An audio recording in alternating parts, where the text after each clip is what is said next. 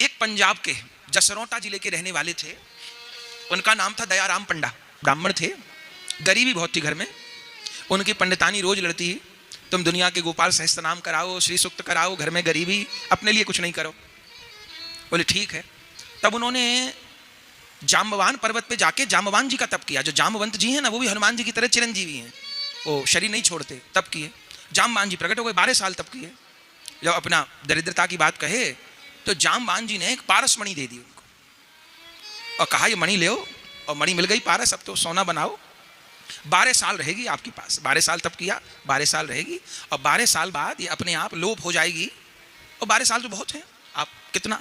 अब वो ब्राह्मण जो रोटी खाने को नहीं, तो बहुत धनवान हो गए। वो करते करते 10 साल बीत गए, खूब धन हो गया उन पर। फिर सोचने लगे 2 ही साल बचे हैं तो चली जाएगी, तो क्यों ना मेरे से चली जाए, उससे पहले किसी को दान कर दूं, तो दान का भी पुण्य लग जाएगा मुझे। तो चले कि खोजें, दान करें किसी को। चले, चलते चलते वैद्यनाथ धाम पहुंचे। शंकर जी को ही मानते थे। वैद्यनाथ धाम पहुंचे तो शंकर जी को प्रार्थना की। शंकर जी स्वप्नादेश दिए कि ये मणि उसको देना जो लेना ना चाहे। बोले ये भी बड़ी विचित्र बात कह दी भोले बाबा ने। उसको देना माने जिसका लोभ ना हो, मोह ना हो इसमें, उसको देना। अब ढूंढते फिरे, कोई मिले नहीं। मणि के नाम सब लालच आ जाए, सब जगह घूमे घूमे, खूब घूमे, हार गए। तब फिर कोई स्वामी जी के सेवक मिले। कैसे घूम रहे पंडित जी? बोले भैया गुरु हम करना चाहें जिनके पास भगवत प्रेम की पूंजी हो।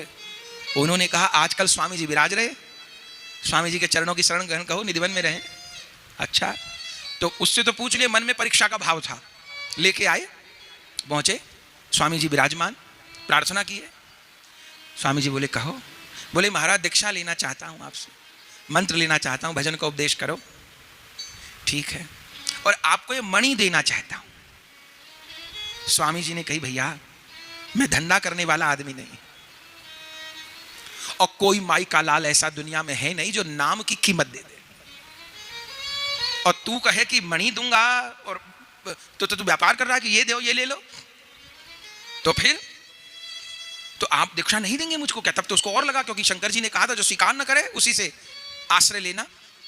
तो अब आप नहीं देंगे मंत्र? बोले दीक्षा तो दे देंगे, पे हमारी भी एक शर्त है। स्वामी जी ने कहा क्या शर्त है? कि पहले इस मणि को यमुना जी में फेंक के आना पड़ेगा।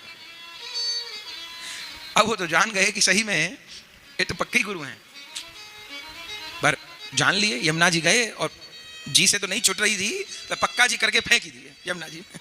और आगे स्नान करके और स्वामी जी के चरणों में स्वामी जी दीक्षा दे दिए, और नाम रख दिए दयाल दास। भजन करने लगे, पर चरित्र में लिखा है शिष्य भी हो गए, भजन भी करने लगे, पर वो मणि को ध्यान नहीं जाए, मणि का ध्यान बना रहे। अब मन में सोचे कि चलो मेरे गुरुजी पूरन हैं, माने भगवान के प्रेम को ही सर्वोपरि मानते हैं, वस्तु पीछे है इनके लिए। पर ये समझ में नहीं आई कि फिकवा क्यों दिए। फिकवाते तो नहीं इतनी अमूल्य, किसी को दान करवा दिए भला होता, किसी का फिकवा दिए। ये मन में सोचते, कहे कुछ नहीं। स्वामी जी अंतर्यामी मन में सोच रहे कि चेला ने हाथ से फेंक दी मणि, पे अभी भीतर से नहीं फेंक पाए। तो एक दिन जब यमुना स्नान को गए तो स्वामी जी क्या बोले, दयाल दास स्नान को जा रहे हो? ऐसा है, यमुना जी के किनारे से यमुना जी की रेती ले आना, रज ले आना चुल्लू में भर के। तो दयाल दास जी सोचे कि बर्तन वर्तन मांजने के लिए किसी चीज के लिए मंगा रहे, रज लगाते भी थे।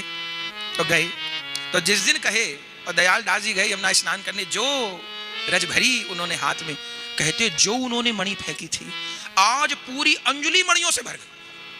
उन्होंने तो एक फेंकी थी पारस मणि, आज पूरी अंजलि पारस मणियों से भर गई। और लेकर के आए, कहे तो क्या स्वामी जी के पास। स्वामी जी बोले रज ले आए? बोले महाराज रज तो नहीं है। अरे ये क्या ले आए, हाथ खराब हो गए, फेंको। ये कहां से ले आए, मैंने तो रज लाने को कही। दयाल दास जी कहे गुरु जी मैं तो रज उठाऊं, मैं हाथों में मणियां भर जाए। तब बात समझ आई? बोले महाराज कुछ कुछ आई, बाकी तो आप समझाओगे। भैया ये वृंदावन की रज करोड़ों करोड़ों मणियों से बढ़ती। ये रज पाए तो सब कुछ पाए, और ये रज नहीं पाए तो कुछ नहीं पाए।